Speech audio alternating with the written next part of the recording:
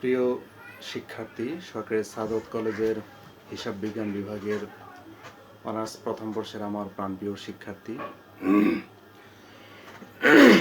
আশা করি সবাই ভালো আছো, সুস্থ আছো এবং সরকার নির্দেশিত স্বাস্থ্যবিধি মেনে সবাই জীবনযাপন করছো এবং একই সাথে তোমাদের যে পড়ালেখা সেই পড়ালেখাগুলো চালিয়ে যাচ্ছ। তো তোমাদের আজকের এই অনলাইন ক্লাসে তোমাদের সবাইকে স্বাগত জানাচ্ছি। আমি মোহাম্মদ শফিকুল ইসলাম, সহকারী অধ্যাপক হিসাব বিজ্ঞান। আমরা গত ক্লাসে অনলাইন ক্লাসে যেটি আমি নিয়েছিলাম সেটি হচ্ছে আমাদের প্রিন্সিপালস অফ অ্যাকাউন্টিংয়ের হিসাব বিজ্ঞান নীতিমালা এই বিষয়ের উপরে ক্লাস নিয়েছিলাম। সেই ক্লাসে আমি হিসাব বিজ্ঞান নীতিমালার দুটি বিষয় আলাপ করেছিলাম। একটি বিষয় হচ্ছে আমাদের অনুমানসমূহ কী কী হতে পারে, সেগুলো আমি বিস্তৃত ব্যাপক আকারে আলাপ করেছিলাম এবং সেই সাথে আমাদের কী কী নীতিসমূহ থাকতে পারে হিসাব বিজ্ঞান নীতিমালার মধ্যে, সেই নীতিসমূহ যেগুলো ছিল সেগুলো আমি আলাপ করেছিলাম।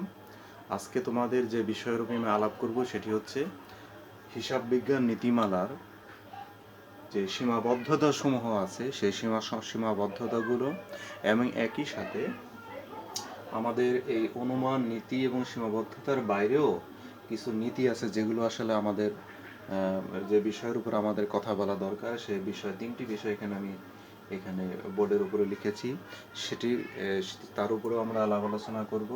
তো তার আগে তোমাদের প্রতি যেটি আমার উপদেশ সেটি হচ্ছে আমাদের অনার্স প্রথম বর্ষে প্রত্যেকটি সাবজেক্টেরই আমাদের সিলেবাস বা ক্লাস আমরা করোনা পরবর্তী আগেই কিন্তু ম্যাক্সিমাম সিলেবাসটি আমরা শেষ করেছিলাম। তো আমাদের প্রত্যেকটা সাবজেক্টের হয়তো কিছু কিছু বিষয় পড়ানো বাকি ছিল, সেই বিষয়গুলোর উপরে আমরা চেষ্টা করছি অনলাইন ক্লাসের মাধ্যমে তোমাদেরকে অবহিত করার জন্য। তো আজকে তারই ধারাবাহিকতার রক্ষা করার জন্য আমাদের আজকের অনলাইন ক্লাস এবং হিসাব বিজ্ঞান নীতিমালার দ্বিতীয় ক্লাস। আজকে আমি প্রথম ক্লাস নিয়েছিলাম, আজকে দ্বিতীয় ক্লাস। তো এই ক্লাস শুরুর আগেই তোমাদের প্রতি আমার যেটি উপদেশ সেটি হচ্ছে আমাদের অনার্সে যে সাবজেক্টগুলো আছে, সেটি অঙ্কের সাবজেক্ট হোক, থিওরির সাবজেক্ট হোক, আমাদের মার্কেটিং ম্যানেজমেন্ট যে সাবজেক্টগুলো আছে, অ্যাকাউন্টিং ফিনান্স যে সাবজেক্টগুলো আছে, প্রত্যেকটা সাবজেক্টের জন্য তোমাদের প্রতি উপদেশ হচ্ছে বা সাজেশন হচ্ছে আমাদের দীর্ঘদিন প্রায় করোনার জন্য আমাদের কলেজ বন্ধ হয়ে আছে, ক্লাসও বন্ধ। তো সম্ভবত তোমাদের কলেজ যখন খুলবে, কলেজ খোলার সাথে সাথেই সম্ভবত জাতীয় বিশ্ববিদ্যালয় কিন্তু তোমাদের পরীক্ষাটি খুব দ্রুত নিয়ে নেবে। সুতরাং আমরা এই করোনার যে বন্ধটি চলছে, আমরা চেষ্টা করব এই বন্ধকে পুরোপুরি কাজে লাগানোর জন্য। অর্থাৎ আমরা পড়ালেখার মধ্যে থাকব, পড়ালেখার বাইরে কিন্তু কেউ থাকবো না। সেই ক্ষেত্রে আমার সাজেশন সেটি হচ্ছে যে আমরা আসলে কিভাবে পড়ালেখা করব, পরীক্ষার প্রস্তুতি আমরা কিভাবে নিব, সেটি হচ্ছে আমাদের বিগত, আমি সবসময় ক্লাসেও বলেছি, আমাদের বিগত 5 বছরের যে প্রশ্ন আছে জাতীয় বিশ্ববিদ্যালয়ের, আমরা সবাই চেষ্টা করব প্রত্যেকটা সাবজেক্টের অন্তত মিনিমাম সেই 5টি বছরের যে প্রশ্নগুলো আছে সেগুলো সলিউশন করার জন্য বা পড়ার জন্য। আশা করা যায় সেই প্রশ্নের যে ধারাবাহিকতা বা যে নমুনা আছে, যদি কমন নাও পাও, সেই প্রশ্নগুলোর আলোকেই কিন্তু তোমার জাতীয় বিশ্ববিদ্যালয়ের প্রশ্নগুলো হবে। সুতরাং মিনিমাম 5 বছরের প্রশ্ন তুমি যদি সলিউশন করো, অবশ্যই তুমি ভালো রেজাল্ট করার আশা করতে পারো। সুতরাং তোমরা সেভাবে পড়ালেখা করবে।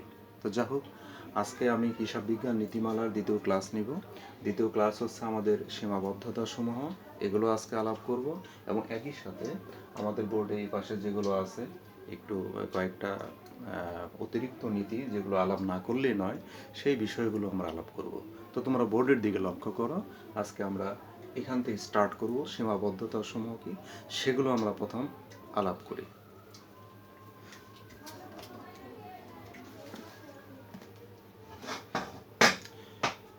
প্রথমে হচ্ছে আমাদের সীমাবদ্ধতা। সীমাবদ্ধতা যেটা আমরা ইংরেজিতে বলি কনস্ট্রেন্টস, তো সেটা আসলে কি? হিসাবরক্ষণ নীতির প্রয়োগকে যে ধারণাগুলো প্রভাবিত করে সেগুলোকে হিসাব বিজ্ঞানের সীমাবদ্ধতা বলে। যেহেতু এগুলো হিসাব বিজ্ঞান নীতির প্রয়োগে বাধা হয়ে দাঁড়ায়, সেহেতু এগুলোকে হিসাব বিজ্ঞানের সীমাবদ্ধতা বলে। আমরা সেই সীমাবদ্ধতাগুলোই আজকে আলোকপাত করব। প্রথমেই আমরা আসি 1 নম্বরে যেটি আছে সেটি হচ্ছে আপেক্ষিক গুরুত্ব। এটাকে অন্য রকমভাবে যেটি বলা যায় সেটি হচ্ছে বস্তুনিষ্ঠতার নীতি, বা ইংরেজিতে যেটাকে আমরা বলি ম্যাটেরিয়ালিটি প্রিন্সিপল। হিসাব রক্ষণের মূল কাজ হচ্ছে মূলধন ও মুনাফার পরিমাপ করা এবং এর ফলাফল আগ্রহী ব্যক্তিবর্গের নিকট পরিবেশন করা। এক্ষেত্রে তাৎপর্যপূর্ণ ও গুরুত্বপূর্ণ তথ্য প্রকাশ করাটাই হচ্ছে হিসাব রীতি। এই নীতি অনুসারে ব্যবসা সংক্রান্ত যাবতীয় তথ্য লিপিবদ্ধ করার সময় এসব তথ্যে কতটুকু প্রাসঙ্গিকতা আছে তা অবশ্যই বিচার করতে হবে। প্রাসঙ্গিকতা নীতি বলতে যে সকল বিষয় বা ঘটনার অর্থনৈতিক প্রভাব খুব সামান্য বা ব্যবহারকারীদের প্রয়োজন বিবেচনায় বিষয়গুলোর মোটেই কোনো গুরুত্ব নেই, সেসব বিষয় প্রকাশ করা যাবে না। যেমন ধরো, একটি বই বাঁধাইয়ে কতটুকু সুতা খরচ হয় তা হিসাব বিজ্ঞানের নিয়ম অনুসারে নির্ণয় করা উচিত, কিন্তু উক্ত তথ্য জানার ফলে যে সুবিধা পাওয়া যাবে তা ওই তথ্য সংগ্রহ খরচের তুলনায় নিতান্ত কম। আবার অনেক সময় টাকার অঙ্ক লিখনের বেলায়ও ভাঙতি টাকাকে পূর্ণ সংখ্যায় দেখানো হয়। যেমন, একটি বৃহৎ কোম্পানি 9,99,850 টাকা একটি জমি ক্রয় করল। এক্ষেত্রে উদ্ধৃত্তপত্রে উক্ত জমির মূল্য 10 লক্ষ টাকা প্রদর্শন করা যায়। অনেক সময় টাকার অঙ্ক ছোট হলেও ঘটনার তাৎপর্য অনুযায়ী তা গুরুত্বপূর্ণ হতে পারে এবং তা হিসাবে দেখানো উচিত। যেমন, কোনো কর্মচারী নগদ তহবিল থেকে 100 টাকা চুরি করলো। এক্ষেত্রে টাকার অঙ্ক কম তাৎপর্যপূর্ণ হলেও এ তথ্য খুবই প্রাসঙ্গিক এবং একে হিসাবের বইতে দেখানো উচিত। তো আশা করি তোমরা আপেক্ষিক গুরুত্ব বিষয় বুঝতে পেরেছ। আমরা দ্বিতীয় যে বিষয়ের উপরে আলোচনা করব সেটি হচ্ছে রক্ষণশীলতা, সীমাবদ্ধতার দ্বিতীয়টি। রক্ষণশীলতার নীতি, সেটিকে আমরা ইংরেজিতে বলি কনজারভেটিজম প্রিন্সিপল।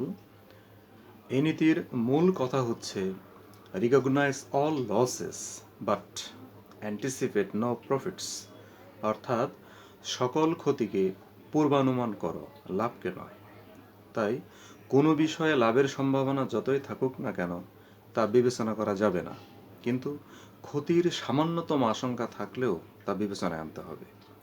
আর্থিক বিবরণী প্রস্তুত করার সময় অনিশ্চয়তা রয়েছে এমন সকল লেনদেন বিবেচনায় রক্ষণশীল হতে হবে, যাতে করে আর্থিক বিবরণীতে সম্পত্তি ও আয় অতিরিক্ত প্রদর্শিত না হয়।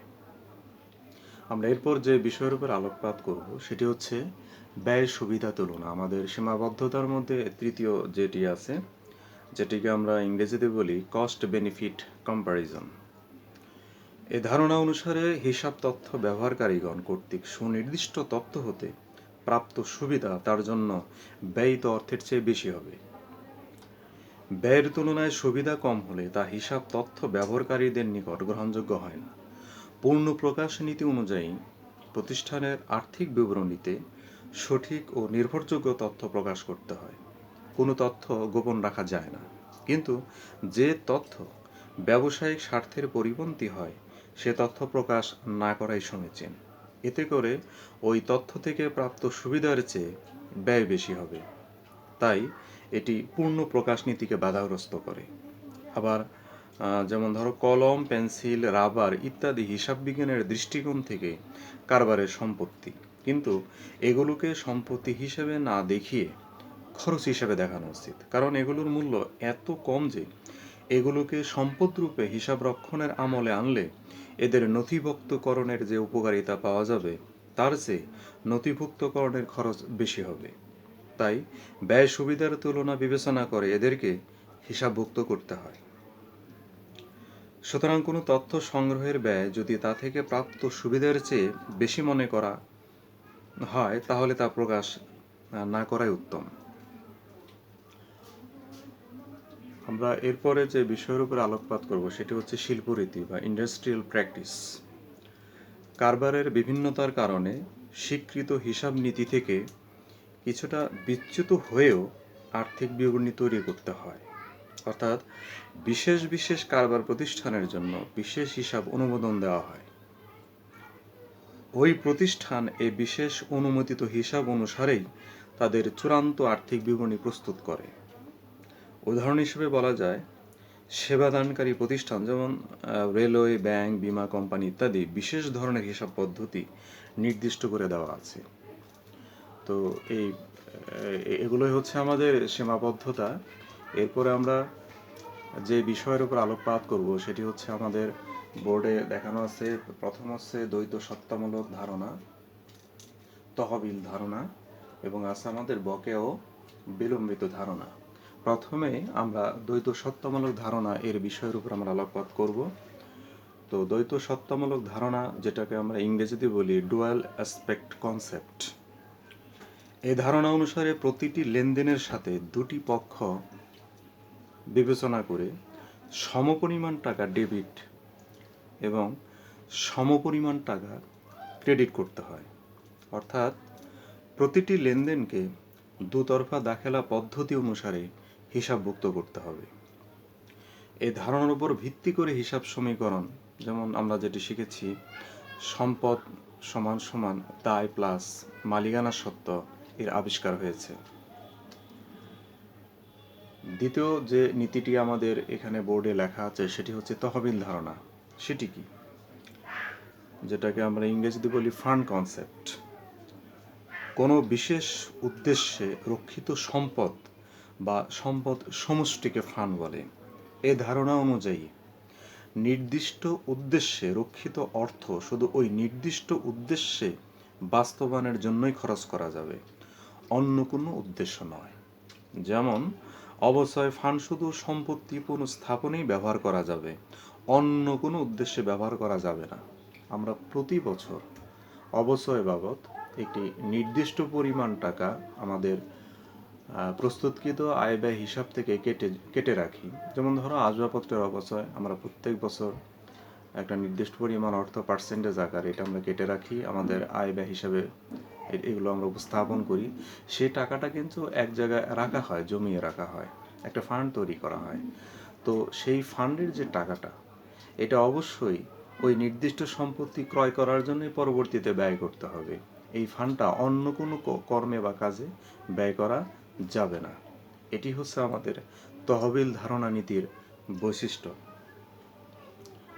আমাদের শেষ যে নীতিটি বোর্ডে লেখা আছে সেটি হচ্ছে বকেয়া ও বিলম্বিত ধারণা, যেটাকে আমরা ইংরেজিতে বলি অ্যাক্রুয়াল অ্যান্ড ডেফার্ড কনসেপ্ট।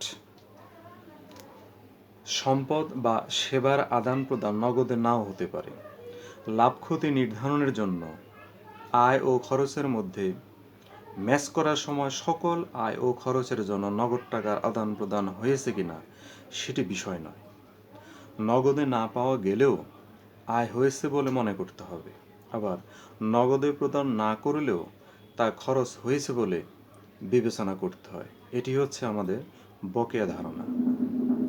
আবার কোনো বিষয়ে কোনো আর্থিক বছরে অর্থ ব্যয় করা হলেও তা থেকে ভবিষ্যৎ বছরগুলোতে যদি নিশ্চিত সুবিধা ভোগ করার সম্ভাবনা থাকে, তাহলে ওই ব্যয়ের কিছু অংশকে সংশ্লিষ্ট বছরের খরচ হিসেবে বিবেচনা করে অবশিষ্ট খরচ আপাতত মুলতবি বা বিলম্বিত করা হয়।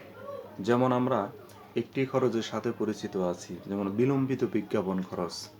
আমরা এই বিলম্বিত বিজ্ঞাপন খরচগুলোকে আমরা বিভিন্ন বছরে এগুলো দেখিয়েছি।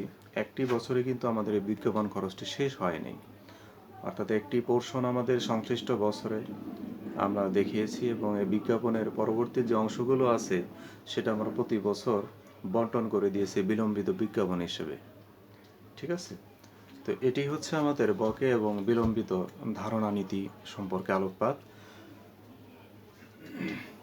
আমি আশা করি আজকে অনলাইন ক্লাস থেকে আমাদের হিসাব বিজ্ঞান নীতিমালা কি কি ছিল সেই বিষয়গুলো আমি প্রথম ক্লাসে আলাপ করেছি, আজকেও আলাপ করলাম। আশা করি মোটামুটি তোমরা সবাই বুঝতে পেরেছো। তো আমাদের এই হিসাব বিজ্ঞানের নীতিগুলো শুধু যে এই পরীক্ষার জন্যই কাজে লাগবে তা কিন্তু নয়।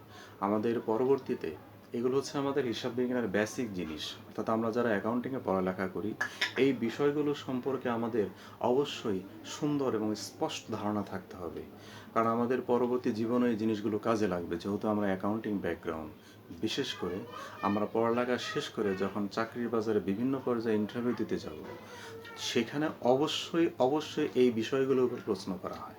অর্থাৎ হিসাব বিজ্ঞানের যে নীতিগুলো আছে এই নীতিগুলোই তোমাকে প্রশ্ন করা হয় অনেক সময়, যে এগুলো আসলে তুমি বলতে কি বোঝো। তো তুমি যদি ভালো মতো বলতে না পারো, তাহলে যিনি ইন্টারভিউ নেবেন বা চাকরির দাতা যিনি, তিনি কিন্তু প্রথমে ধারণা করে নেবেন তুমি হিসাব বিজ্ঞানের উপরে সমক্ষ জ্ঞান রাখো না, অর্থাৎ হিসাব বিজ্ঞান বা হিসাব কিভাবে তৈরি করতে হয় সেই নীতি সম্বন্ধে তোমার ধারণা নেই। তাহলে তোমার প্রতি তখনই একটা নেগেটিভ ধারণা চলে আসবে।